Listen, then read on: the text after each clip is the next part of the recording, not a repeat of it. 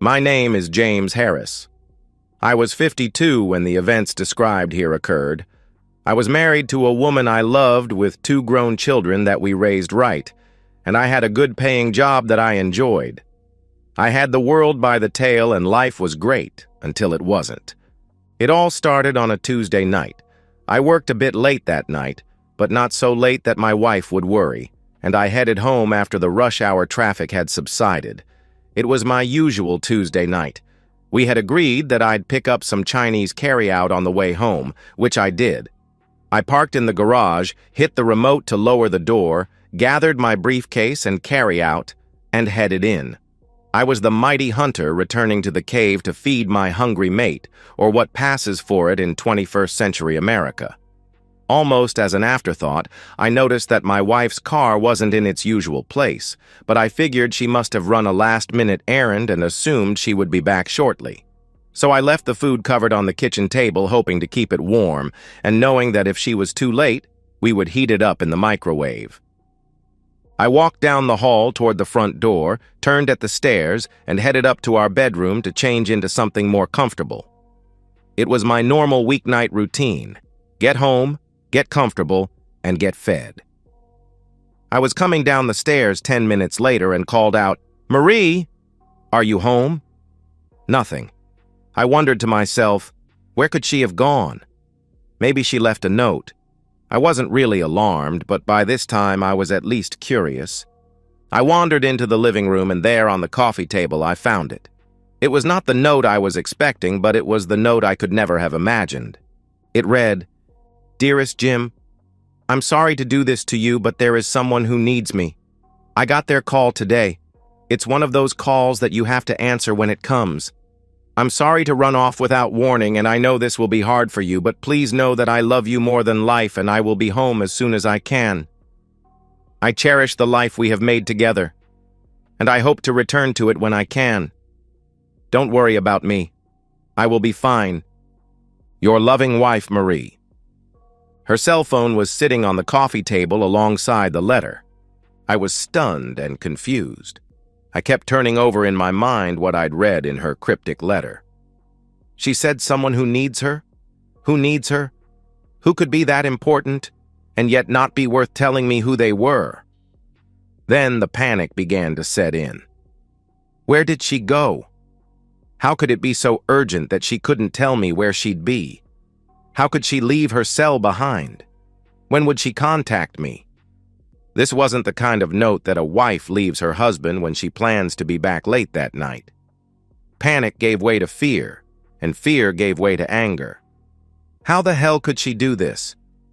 She just picks up and runs off without any meaningful explanation of why or where she'll be.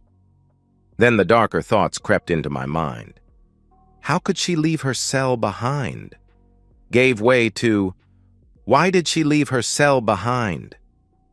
I read her letter again, and it didn't tell me anything more the second time than it did the first. There is someone who needs me. I got their call today. It's one of those calls that you have to answer when it comes. Who the hell does she think she is? She's no secret agent, super spy, brain surgeon to the leaders of the free world. Where the hell is my wife? I'll confess that at that point my anger was a mask for my fears. I was worried for my wife. Wherever she was, I was convinced that she would need my help. I wanted to go to her, but where had she gone? I wanted to hear her voice and know that she was all right, but I had no way of contacting her. I just sat there rereading her note as dinner grew cold and the sun went down. It was sometime long after dark when I finally decided to start making calls. I called her sister and our friends, and in the end, I called our kids. Nobody knew anything, or they weren't telling me. Worst of all, I only succeeded in alarming our kids. I tried to convince them it was nothing, but I wasn't very good at it, so I left it with a promise that I'd keep them informed. Now I was even more angry and blamed her for scaring our kids, even though I was instrumental in that screw-up. I read the letter again. I cherish the life we have made together, and I hope to return to it when I can. Those aren't the words of someone coming home in a few hours or even a few days. Now I was really scared, and while I told myself I was overreacting, I called the hospital. They didn't have her. Then I called the police, but they said I couldn't file a missing persons report for 48 hours unless I was reporting a missing child. I thought about lying, but how do I tell them I wanted to report a 5'8" brown-haired child who could pass for 38 even though she was 49? I thanked them and hung up. Eventually, I tried eating something, but I wasn't hungry. So I just put the food I'd bought in the fridge and sat in the darkened living room hoping she would return. She didn't. I climbed the stairs a little after 2 in the morning and slept fitfully. I woke the next morning and reached over to find her side of the bed cold and empty. It all came flooding back to me, and I lay there wondering what I should do. I called work and told them I wouldn't be in. My blowing off work was such an unusual occurrence that it seems I raised concerns, and before you know it, my phone was ringing with coworkers wanting to know if I was okay, what I needed, if could they do anything, and what I did with those files. Truth be told, trying to help them a little was cathartic for me, and it briefly distracted me from my worries. I called her office, but all they would tell me was that she had called in and taken some time off. I don't think they were keeping anything from me, although I considered it for a time. And as the days passed, I was increasingly convinced that they were as much in the dark as I was. I did visit her office several times, hoping that some face-to-face discussions would be revealing, but they didn't know anything more than I already knew, which was basically nothing. She left sometime on Tuesday, but I didn't discover her missing until Tuesday night, and the police required 48 hours. So Friday morning, I drove to the police station to file a missing persons report. I showed them her note and they asked if she'd ever done something like this before. Yelling at cops is never a good idea, but I wasn't exactly in my best frame of mind by that point. They threatened to charge me if I didn't calm down, so I forced myself to sit before they decided that I was a hot-headed suspect, and they completed the form. That's when they said, "Usually in cases like this, the wife has run off with her boyfriend. You'll know for sure if you get served divorce papers in the next few days." I've never wanted to hit a cop so badly in all my life. Instead, I just mumbled, "Thanks for nothing," and walked out. So much for the serve part of to protect and serve. I got home and collapsed in a chair. The stress was tearing me apart. With nothing else to do, I resumed calling friends and relatives, but this time I had enough sense not to call the kids. Instead, they called me, and I had to tell them, "I still don't know anything, but I'm sure that Mom is fine. She's smart, she's capable, and I'm certain that she has everything under control." In other words, I lied to my own kids. A father should never be required to lie to his own children, but I had nothing good or bad to tell them other than their mother was still missing. How do you have that conversation with your kids who have every reason to be worried about their mother? My calls to friends and relatives Tuesday night triggered an avalanche of calls to me on Wednesday. They started out calm with comments like, "Just checking in," and grew progressively more concerned by Thursday. Everyone wanted to know what I was doing to find Marie, and by Friday the tone of some took on an unmistakable edge. Nobody was saying it yet, but concern was giving way to accusation. If the calls on Friday were bad, the visits on Saturday were impossible. I was flooded by visitors as friends and family stopped in to see how I was doing. They always began with words of support, but soon the questions would come. Were there any problems between the two of you? Were you fighting? Was she unhappy? The killer came when her mother asked, "Are you sure you don't know where she is?" I blew my top and yelled at my mother-in-law for the first time in our history. "What the hell are you saying, Margaret? Are you accusing me of something? Do you think I'd lie about something like this?" No, Jim, of course not. It's just that..." She trailed off. "Spit it out, Margaret." "It's just what..." She looked me in the eye, and with an angry look that I'll remember until the day I die, she said, "It's just that she's never done anything like this before." I pushed my anger and pain down deep where I hoped it wouldn't show, and in the calmest voice I could muster said, "Don't you think I know that?" By then she was visibly shaking. Her husband said, "Jim, we know you're doing all you can. Could you tell us what you know and maybe we can think of something?" I nodded my head. We sat quietly, and then I told them everything I knew, or rather how I didn't know anything. I showed them the letter, and they were equally confused and concerned. The not-so-veiled accusations fell away, and we spent a tear-filled hour racking our brains to come up with something, anything, that might explain Marie's sudden disappearance. We had nothing. Henry and Margaret stayed through the afternoon as I prepared a light lunch for the three of us, or what I thought would be the three of us. It seemed our friends had other ideas, and there was a steady stream of people at the front door, some carrying food and others with beer, and everyone wanting to know what had happened and what I knew. At some point, I gave up retelling the story. That was when Margaret and Henry stepped in. To her credit, the blame was gone, and she gave me full marks for being a worried husband. I know that everyone had their suspicions in the back of their mind, but at least it felt like I was getting support once again. I was a wreck as one well-wisher after another sat with me to express their support and concern. I encouraged everyone to speak with the police if they thought of anything that might help. But I was secretly thinking that someone knew something that they weren't telling me, and I just hoped that word would get to the authorities even if I never found out about it.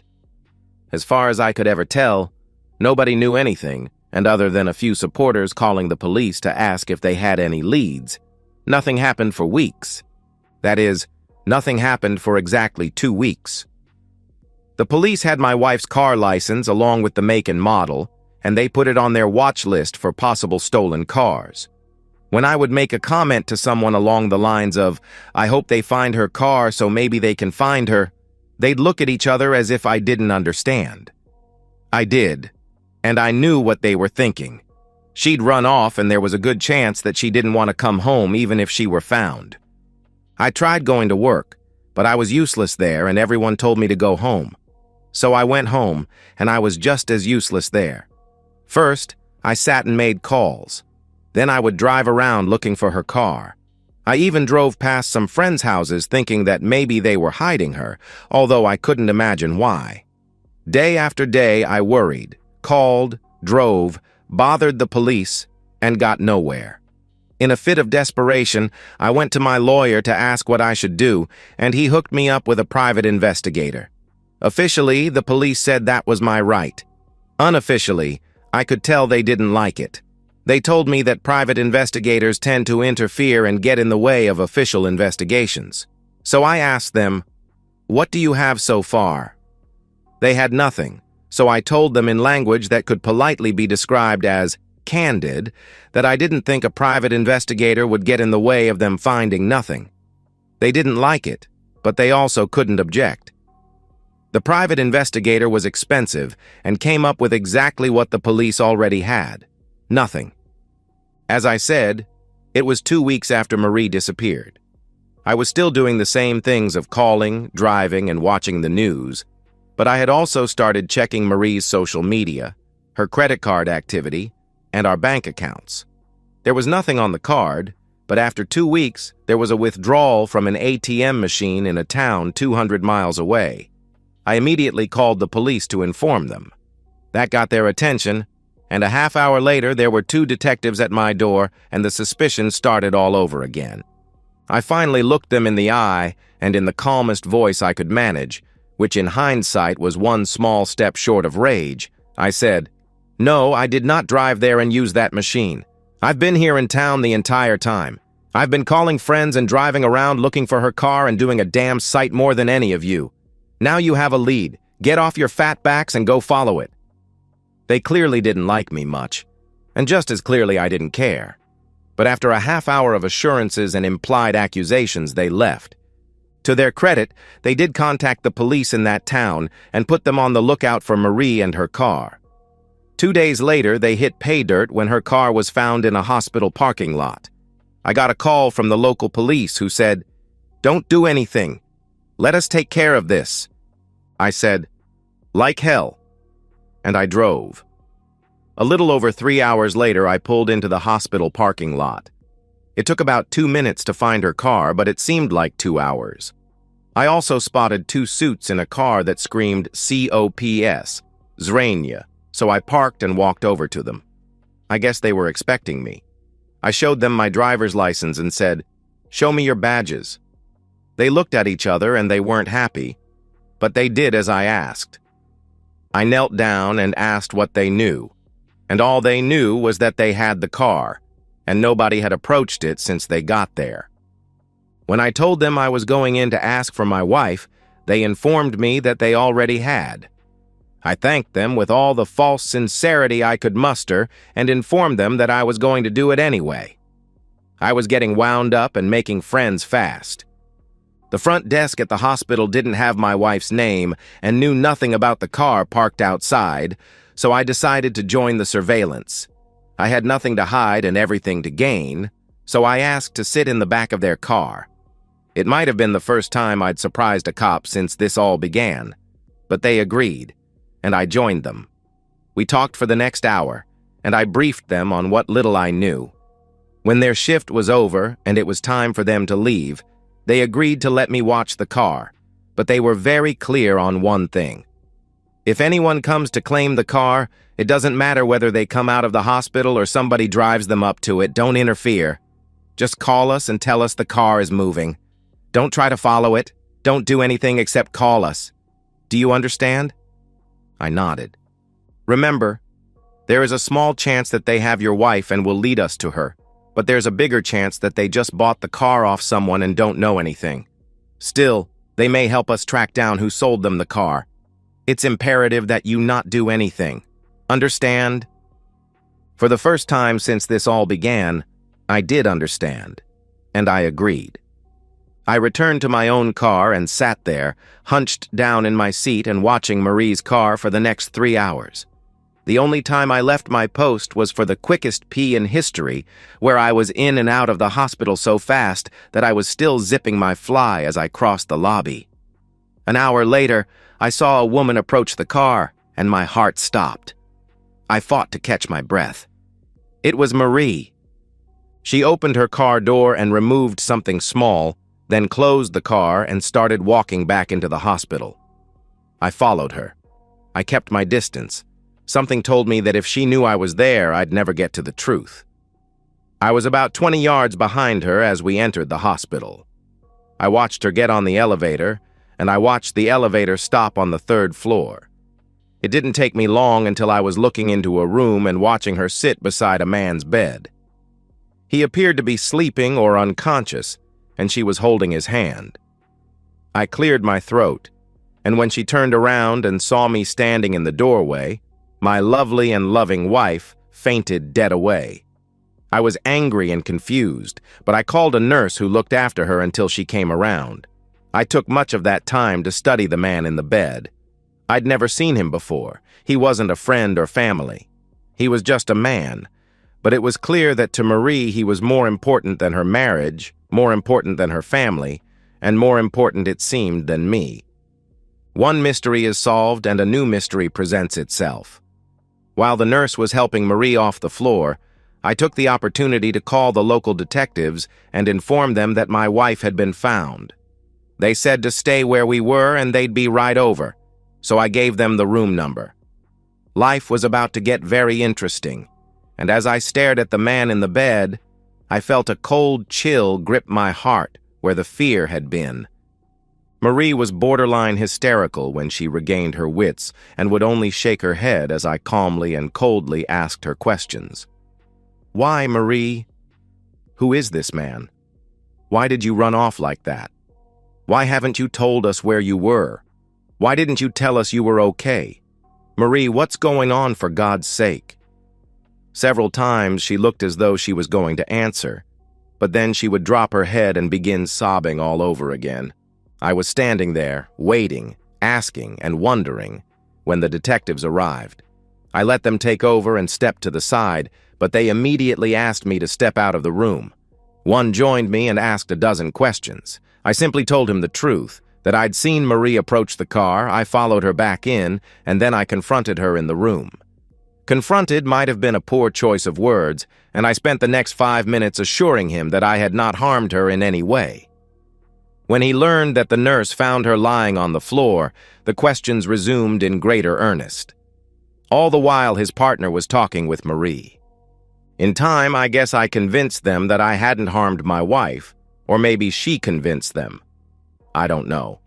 They wanted me to leave, so I called into the room. "Marie, if I leave here, I'm divorcing you. Do you understand me?" That brought back the hysterics, and she begged me not to leave. So I looked the detective in the eyes and said, "I'm not going anywhere until I get some answers." They eventually let me back into the room. As quietly and as calmly as I could, I began to ask Marie the questions that were burning in my brain. Marie offered little more than cryptic half-answers to my questions. He was an old boyfriend from school. He was her first love. He was dying, and he didn't have anyone.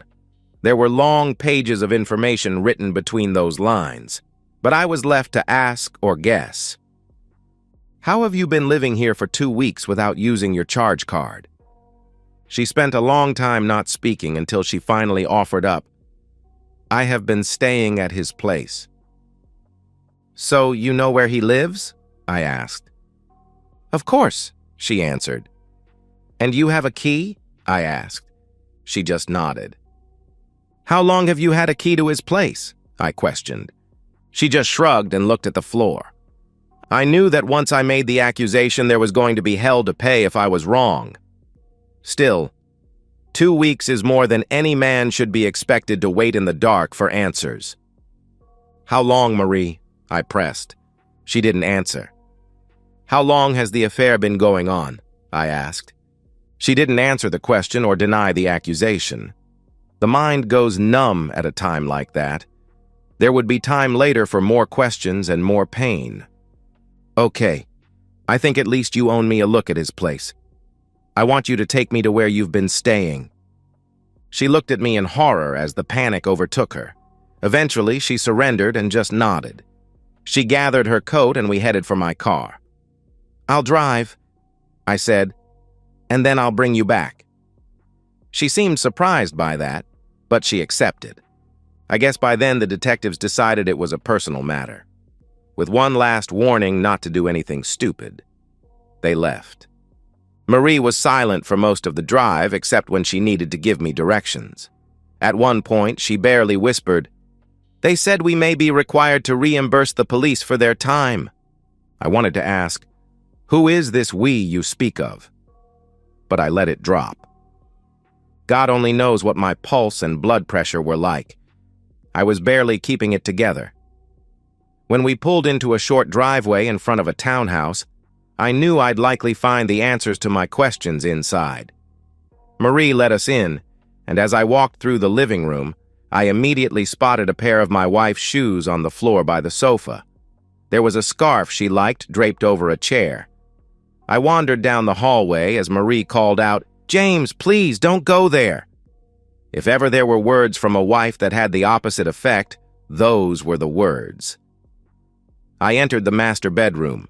Marie's clothing was scattered on the unmade bed and chair, and her makeup and such were on the dresser. It wasn't until I opened the walk-in closet and saw familiar dresses hanging there that the last shred of doubt left me. There was a blue dress that was her favorite, but I knew for a fact that it was hanging in her closet at home. This was a duplicate, and there were a few pairs of shoes that appeared to be her size in styles she liked. This wasn't anything she had packed for the trip. These were things that she kept here. There was no doubt left in me now, and I knew that if I opened some drawers, I would find her underwear and such. The room seemed arranged not so much for living as for the occasional overnight visit, a night out for dinner and dancing followed by intimacy and time to sleep in a lover's arms. I walked back to the living room feeling like a broken man where I found Marie sitting quietly on the edge of a chair, staring aimlessly at the floor. "So, is there anything you need to tell me?" She just shook her head slowly. "How long, Marie?" It's obvious that this isn't a platonic relationship. How long? I questioned. She just shrugged as if she didn't know the answer, but obviously she knew and didn't want to say. Who is he to you? I questioned. She was quiet for a long time, and then in a weak voice she said, He was my first. We were together when we were in school. I wondered if she meant high school or college, but both were sufficiently long ago that I decided it didn't matter. How long have you been seeing him behind my back? I questioned.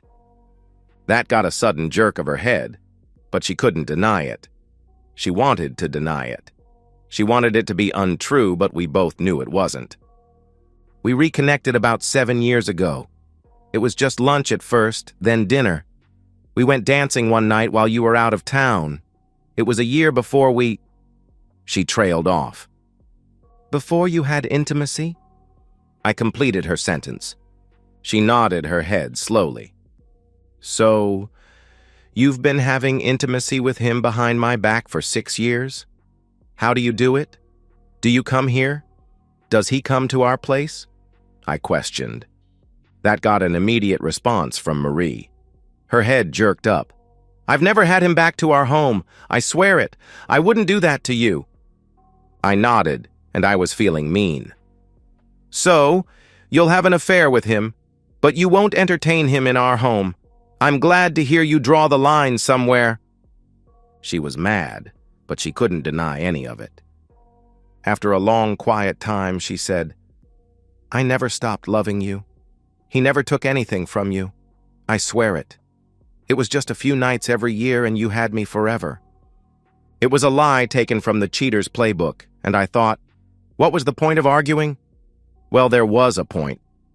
He took at least some of the love you said you had for me. You kept a part of your heart for him. Because of him, you lied to me repeatedly. You took vows with me, but you gave him a part of yourself that you said was only for me. Don't tell me he never took anything from me. He took it all, even if you don't think so. Marie wept, and I stood silently by. I knew all that I needed to know. I thought about trashing his home, smashing anything breakable, but he wasn't coming home. Eventually, I just gave up. Come on, Marie. I'll take you back to your lover's bedside.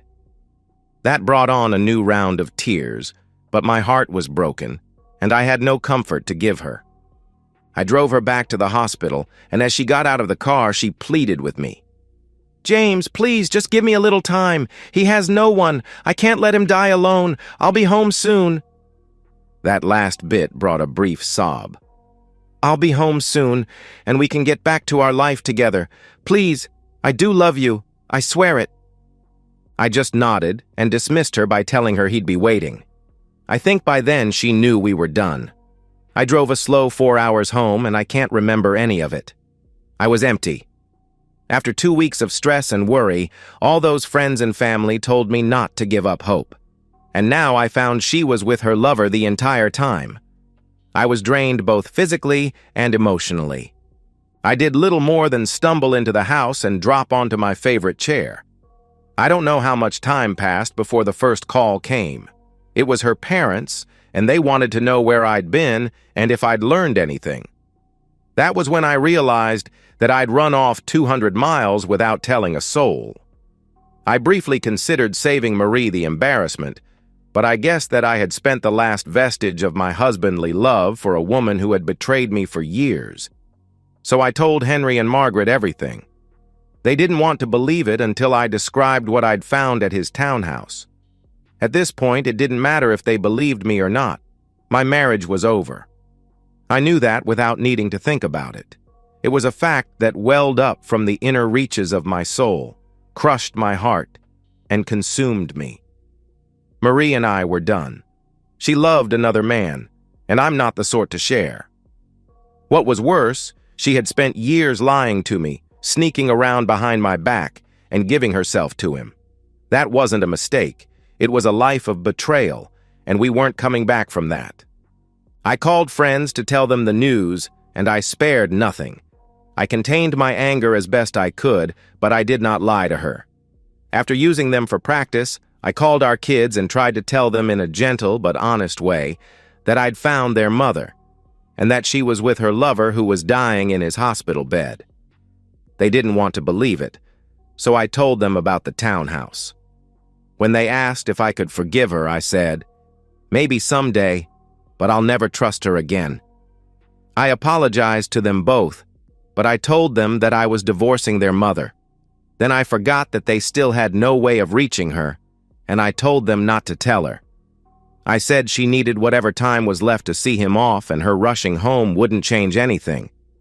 They argued with me, but in the end, they understood. 2 weeks later, he was dead, and Marie returned home, but I was gone. She was served divorce papers a week after her return. I never left town, I didn't leave my job, and I never hid from her.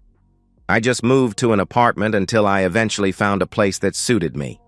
I would be close enough to the old house that the kids could visit us both. Marie tried to change my mind. I'll give her that. She would show up at my office or my apartment and beg me to reconsider, but my mind was made up. She would cry and threaten, but it made no difference. It was 6 years of betrayal, and 7 if you count lunches, dinners, and dancing. In the end, it was the lies at least as much as the affair that killed our marriage.